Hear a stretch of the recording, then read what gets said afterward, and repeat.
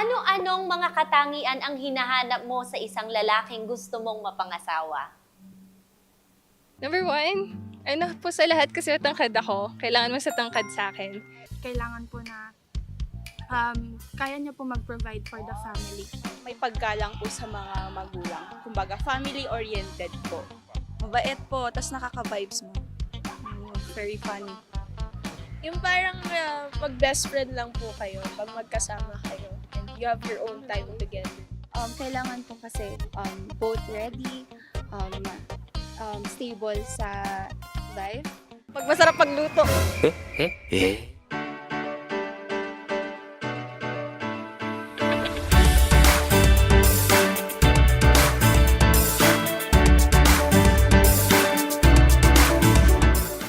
Mga binata na gusto ng mag-asawa, dapat ganito ka. Pakinggan ninyo ang pagtalakay po sa episode na ito. Ngayon, kapatid na June, ano ba ang itinuturo po ng Biblia na dapat maunawaan ng mga kalalakihan na gusto ng mag-asawa? Sa Biblia po ay ganito ang mababasa natin sa unang Timoteo 5 at ang talata po ay 8, pahayag po ng Apostol Pablo. Ang sino mang hindi kumakalinga sa kanyang mga kamag-anak, lalo na sa mga kasambahay, ay tumatalikod sa pananampalataya at masahol pa sa mga walang pananampalataya. Sa banal na kasulatan po ay itinuturo na ang ama o ang asawang lalaki ang nananagot na pumalinga sa kanya pong sambahayan. Kaya nga ang pananagutan na ipinagkaloob sa kanya ng Panginoon Diyos, siya ang main provider. Primary provider po. Ng kanilang tahanan. Tama. Paano matutugunan ng lalaking may asawa na ang kanyang pananagutan kung wala siyang trabaho? Kaya yan Diba? po ay dapat ihanda Yun, oo. ng mga binata na mag-aasawa. Sapagkat hindi lang naman po ang gugugulan yung pagpapakasal kasi ngayon po, di ba? Oo, napakamahal medyo malaking magpakasal. Oo. Gastos din po yung pagpapakasal. Hindi lang yung mismong kasal, yung ihahanda mo pa. Yun pa ang isang mahirap. Oo. Lalo na kung marami po kayong imbitado. Oo. Opo, isang barangay yung pupunta. Kailangan yan, Kailanganing gugulan po yan. At Oo. pagkatapos pa po ng kasal, Oo. ito pa po ang lalong mas malaking gugol. At tuloy-tuloy Oo. yung paggugol po sapagkat Lalaki yung pamilya. saan mo ititira Oo. yung iyong mapapangasawa. Ayun pa, oo. Kung wala ka namang inihandang tahanan para po sa kanya. Lahat po ng yan, isinasaalang-alang ng isang binata bago pa man siya lumusong sa buhay may asawa sapagkat marami siyang mga pangangailangan ng dapat matugunan kapag siya po ay may asawa na. Ang isa pa sa dapat na maunawaan ng isang lalaki na may asawa, bagaman may mga asawang babae na nagtatrabaho din naman sapagkat Malimit po ngayon, ganyan Oo, na eh. yun ang Pareho silang usapan nila naghahanap dahil buhay. nasa Opo. hirap ng buhay ngayon. Pero ang pinapananagot pa rin ng Panginoon Diyos na magtrabaho para sa pamilya ay sino? Yun pong asawang lalaki. Yan, Yun pong oo. asawang lalaki. Kaya dapat pong maunawaan ng mga binata bago po siya manligaw. Ano po, yung iba kasi ay ligaw na ligaw eh. Iyan, oo. Opo, hindi mo na inihahanda yung sarili. Dapat bago po manligaw, dapat maunawaan ng isang binatang marami po siyang dapat ikonsidera, marami po siyang dapat na ihanda sa kanyang sarili. Yun na lang pagpapalaki sa mga anak, di ba? Maraming kakailanganin yun. Hindi naman pwedeng magkakaanak, pero ang pag-aalaga ipapaubaya sa Sa iba, halimbawa sa biyanan o kaya sa mga sa lolo o kaya Lolo't po lola. sa lola, doon Oo. ihahabilin yung mga Oo. anak para palaki. Hindi po pwede yun. At bahagi po iyon ng dapat ihanda ng isang magiging ama ng sambahayan bago pa man po siya lumusong dyan po sa pag-aasawa. Oo, kaya napakahalaga na bago manligaw ang isang kalalakihan, dapat may may marangal na trabaho, may disiplina sa pera, di ba? At marunong na siyang mag-ipon sapagkat Apo. may paggagamitan siya. At saka may paglalaanan na po siya nung kanyang mga kikitain, nung kanyang mga biyayang tatanggapin, hindi lang ang kanyang sarili, kundi ang kanyang pamilya. Kasi paano ka magiging primary provider kung walang tahanan, walang kabuhayan? Hindi po pwede yun. Sabi nga nung iba hindi naman pwedeng puro I love you na lang ang naririnig pagkat sa paggising sa umaga. Dapat po ang mag-aasawa financially prepared. Oo, Ano po, nakahanda po siya sa mga pangangailangang pinansyal. Kapatid na Jun, baka sabihin ng ibang sumusubaybay sa atin hindi pa naman ako mag-aasawa Kaya naman ako naliligaw para lang magkaroon ng girlfriend o magkaroon ng katipan. Paano yun? marahil po ay sasang-ayon naman ang mga manonood natin na hindi naman po tama na ang panliligaw ay dahil lang po sa kapritsyo ng isang tao o kaya magkaroon lang siya ng love life, ano po. At lalong hindi po tama na ang panliligaw bunga lang po ng peer pressure o kaya nape-pressure lang siya sa sarili niya sapagkat ang pakiramdam niya, tumatanda na siya. At Kaya saka- kailangan niya ng manligaw. At saka yun niya, kinakantsawan siya ng kanyang mga kabarkada. Anong mga kabarkada, yun po yung Na- peer pressure na Oo, binabanggit natin. Yan. Kaya, alam nyo mga kaibigan, yan nga po ang nangyayari sa iba. Kaya may mga pagkakataon, bata pa lang, nagpapaligaw na o nanliligaw, nagkakaroon na ng romantic relationship, at ang iba ay nauuwi nga doon sa hindi napapanahong pag-aasawa. Sa mga kadalagahan po na nakikinig sa amin ngayon, kapag ka po ang nanliligaw sa inyo, halimbawa ay wala namang balak na kayo ay tuluyang pakasalan, o kaya hindi naman po sila seryoso, o kaya dahil lang sa kung ano pa mang dahilan lang ang panliligaw, yun po ba ay sasagutin po ninyo? Di po ba hindi nyo yun sasagutin? Tama. Oo, kaya ang panliligaw po kasi, kapatid na June at mga kaibigan, paghahanda yan sa paglusong sa buhay may asawa. Hindi po trial relationship yan. Ang pangliligaw po ay paghahanda o preparasyon para po sa paglusong sa buhay may asawa. Yan, tama yan. Ngayon, sa ano pa po dapat ihanda ng isang binata ang kanyang sarili kapag kasi mag-aasawa na?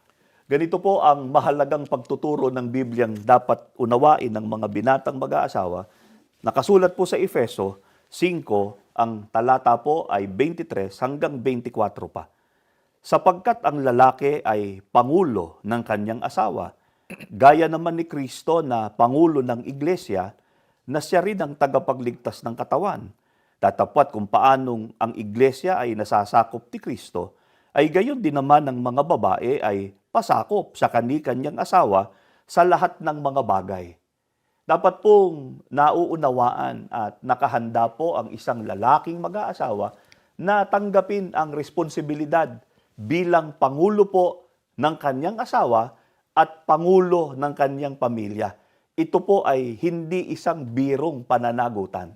At malaki po ang epekto sa kinabukasan, hindi lang ng asawa, kundi sa buong pamilya, ang mga pagdidesisyon ng isang ama. Kaya dapat alam ito ng isang lalaking mag-aasawa. Opo, na siya ang talagang decision maker kasi siya po ang pangulo Siya ang ng last say. sambahayan. Oo. Opo, at dapat din pong maunawaan naman, kapatid na Dindo, at maging ng mga binatang sumusubaybay po sa atin na iba po yung pangulo kaysa po sa Panginoon o hari. Iba naman po yung nangungulo ka sa tahanan kaysa naghahari-harian ka o kaya ay napapanginoon ka doon sa iyong asawa, pati pa doon sa iyong mga anak. At bilang pangulo po ng tahanan, bilang pangulo ng kanyang asawa at ng kanyang buong pamilya, dapat po maisagawa ng isang lalaki na mag-aasawa, lalo na pag mag-asawa na sila, yung leading by example. Yan.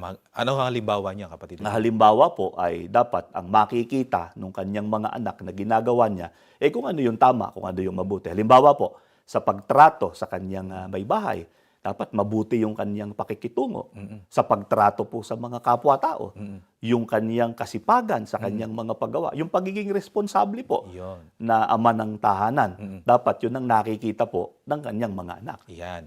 At kung halimbawa ang isang tatay o isang asawang lalaki ay siya yung pinangungulo sa kanyang sambahayan, hindi naman aagawin yon, di ba?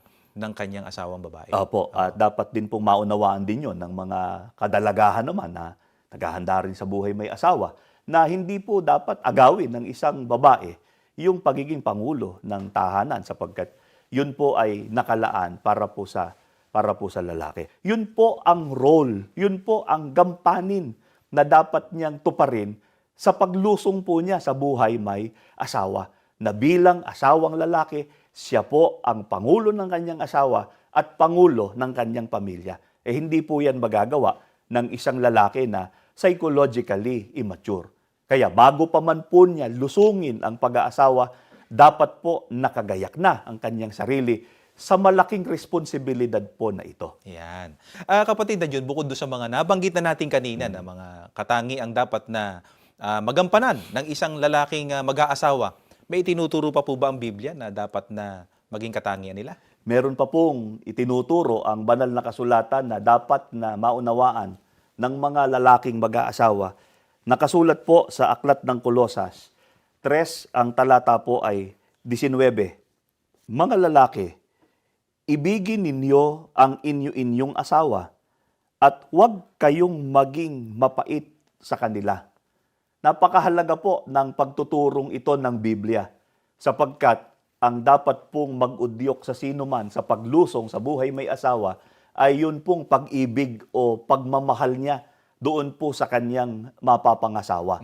At dapat po na maunawaan ng mga binatang mag-aasawa na dapat ay nakahanda sila na umibig sa isa lamang babae Yan.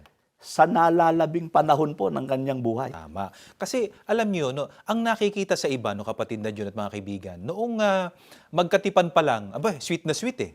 'Di ba? Noong bagong kasal pa lang, napaka-sweet nila sa isa't isa. Pero noong magkapamilya na, nagkaroon na ng mga anak, nawala na ng unti-unti nang nawala yung kanilang pagiging sweet eh. Opo, Diba? kaya nga po, pumapasok dyan yung binabanggit natin kanina na emotional maturity. Sapagkat dapat ang isang binata po na magpapakasal na, nakagayak siya na ang talagang mamahalin niya sa habang panahon na, habang sila'y nabubuhay, yung pong kanyang nag-iisang may bahay. o Ayan, asawa. oo. Wala nang ibang dapat na mahalin pa. At Diba? ang pag-aasawa po ay lifetime commitment po. Yan, oo. Kaya ang pag-ibig po, lifelong love din po. Ang pag-ibig na dapat iukol sa mapapangasawa. Hindi dapat kumukupas, hindi po dapat na pumupusyaw ang pagmamahal. Kaya kung noon, inaalalayan kapag ka naglalakad, pag namamasyal, holding hands pa sila, di ba? Hanggang ngayon, dapat ganun pa rin. Dapat kasi, lalo nga po, Oo. na inaalalay, lalo pag may edad na.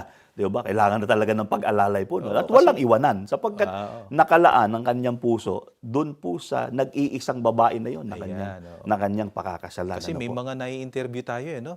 Parang nagsusumbong sa atin, eh. Di ba? Dati daw, lagi silang pinapasalubungan ng mamahaling bulaklak, Apo. ng mga chocolates. Pero ngayon daw, kahit kokwa, wala na eh. Yan simple lang po na mga pag-alaala sa may bahay. Kasi mahalaga po yung expression of love eh. Yan. Madali po kasing Yung sabihin. ipinapakita. Opo, Oo. madali po kasing sabihin na mahal niya yung kanyang may bahay. Pero nakahanda ba siya? Na yun ay patunayan Patunayan. sa pamamagitan po ng gawa. Gawa, yan. Hindi lang sa pamamagitan ng salita, kundi sa pamamagitan po ng gawa. Kasi alam po ninyo, mga giliw po naming taga-subaybay, ang pag-ibig po ay hindi lang po yan emotion, hindi lang po yan damdamin. Ang pag-ibig po ay commitment din po. Nakatalaga ka na ibigin yung iyong pakakasalan habang kayo po ay nabubuhay. Ayan. Kaya magtatanong ulit tayo sa mga kabinataan na mag-aasawa na. O mga binata, nakaredy ba kayo na ang mahalin lamang ninyo ay ang iisang babae panghabang buhay? One woman man. Yan, Sabi nga po parang nila. kayo, di ba? Kapatid na yun, Siyempre tayo, po. di ba? Talaga pong ganyan ang patakaran natin sa atin pong Oo. buhay. Ano po? Kapatid na Jun, ano pa po ang dapat na ihanda ng isang lalaki na mag-aasawa? Ganito naman po ang itinuturo ng Apostol Pedro sa unang Pedro 3 at ang talata po ay 7.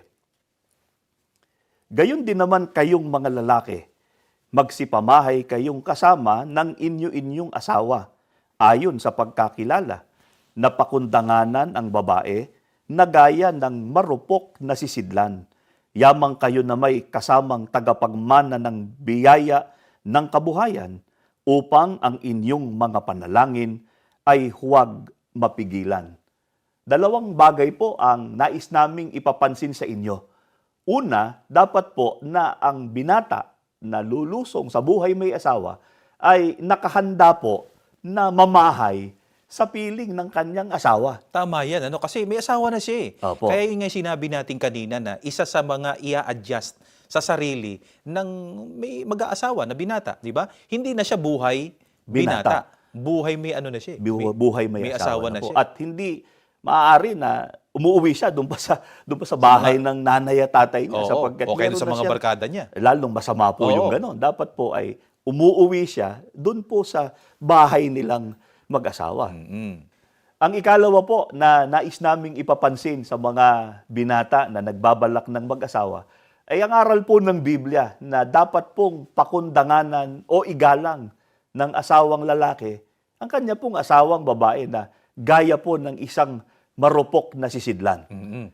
Pagka po sinabing marupok na sisidlan, kapatid na Iniingatan dindo, yun. iniingatan po. Oo. At hindi ka papayag na yun mabasag. Oo. At yun babasagin. Kaya dapat ingatan mo talaga. Kaya kapatid na Jun, tama ba yung mga kalalakihang sinasaktan ng kanilang asawa? Yan maling-mali po. Oo. Ano po, yung domestic violence. Yan, Ano po, physically, inaabuso, pinagbubuhatan po ng kamay ang kanilang asawa. Yan po ay labag sa aral po na itinuturo sa atin ng mga banal na kasulatan. At yun pong pagpapakundangan o paggalang sa asawa, hindi lang po yun yung hindi mo sinasaktang pisikal, kundi iginagalang mo rin yung kanyang mga pananaw, Oo. iginagalang mo rin po yung kanyang mga opinyon, yung mga nais niyang sabihin Oo. para po sa kapakanan ng tahanan. Kaya sa mga lalaki po, sa mga binata na nagbabalak pong mag-asawa, dapat po ay nakahanda kayo sa pag-unawa at paggalang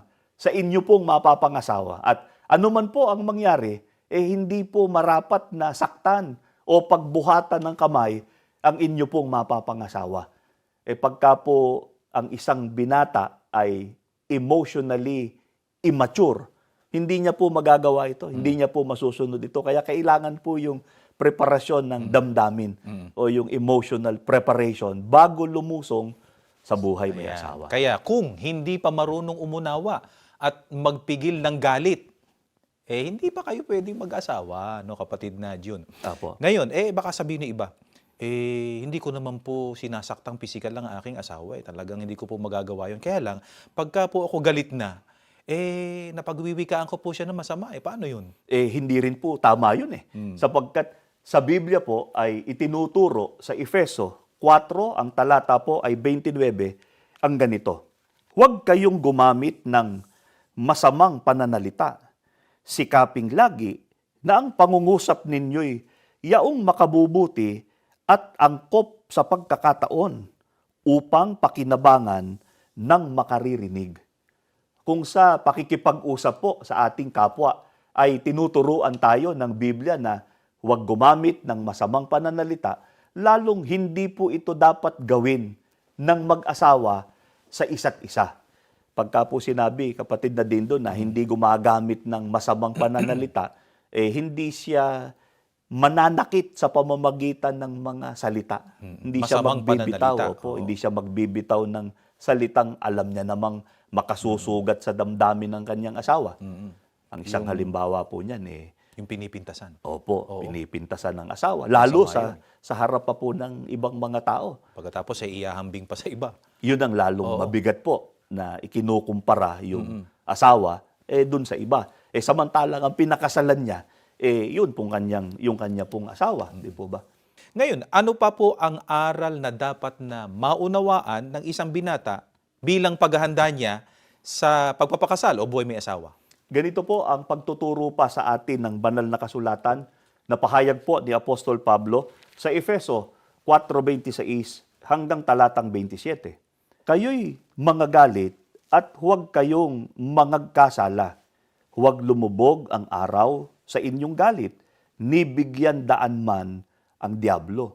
Marahil po ay laging naririnig ng mga binata, yung sinasabi ng mga may asawa na sa buhay may asawa, hindi po naiiwasan ang pagkakaroon ng tampuhan, ng hindi pagkakaunawaan, pero ang banal na kasulatan po ay mayroong aral na dapat pong masunod kapag ka po ang mag-asawa ay nagkakatampuhan o nagkakagalit. Ang galit ay hindi po dapat mauwi sa pagkakasala at hindi rin po dapat lumubog ang araw na magkagalit pa rin ang mag-asawa. Yan. Kaya yung tampuhan, hindi pinagtatagal yan . Tama po. Diba? Hindi paligsahan ng pride yan. Apo. Diba, mga kaibigan? Matutong humingi ng tawad at magpakumbaba. Tama po yun, para po magkasundo. Yan, At oo. dapat, bago sila matulog, tiyakin nila. Magkasundo na sila. Magkasundo na sila at wala na po yung tampuhan, wala na yung pagkakaalitan sa pagitan po nila. Oo. Pag ang pinairal po ay pride, Oo. hindi ho talaga magkakasundo. Oo. Nalalabag nila ang kautusan ng ating Panginoon Tama Diyos. po. At marami na rin pong mga pagsasama ang nasira dahil po sa ayaw magbaba ng pride nung magkabilang panig. Kaya sa panig po ng mga kabinataan, na nagbabalak ng mag-asawa, kayo po ba ay matured enough na para itanggi ang inyo pong pride, para magpakumbaba kung kinakailangan, sapagkat kailangan po ang pagkakasundong lagi ng mag-asawa. At sa huli, mga kaibigan, ang paghahanda sa pag-aasawa, hindi lang pera, isip at emosyon, kundi higit po sa lahat, espiritual na kahandaan. Kung handa kang sumunod sa mga aral ng Panginoon Diyos, handa ka ring maging mabuting asawa, ama, at leader o pangulo ng iyong sambahayan. Kaya, mga kabinataan, bago pa man kayo magtanong sa inyong napiling mapangasawa na, "Will you marry me?" Tanungin mo muna sa sarili mo, "Am I ready?" Sana po mga kaibigan ay nakatulong po sa inyo ang ginawa po naming pagtalakay. Pero bago po tayo matapos, inaanyayahan po namin kayo sa isang maikling panalangin.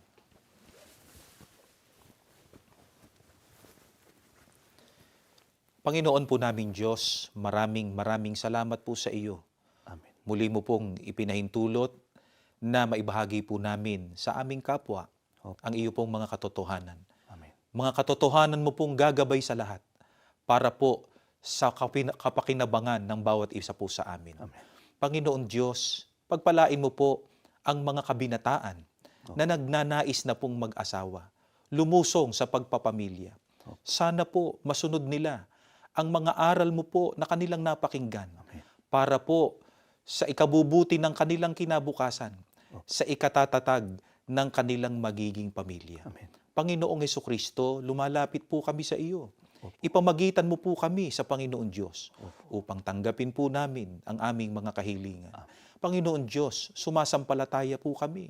Muli mong pagpapalain ng kabuuan ng iyong banal na iglesia sa pangunguna po ng aming tagapamahalang pangkalahatan. Ang lahat ng ito hinihiling po namin sa iyo sa pangalan po ng aming Panginoong Hesukristo. Amen. Amen.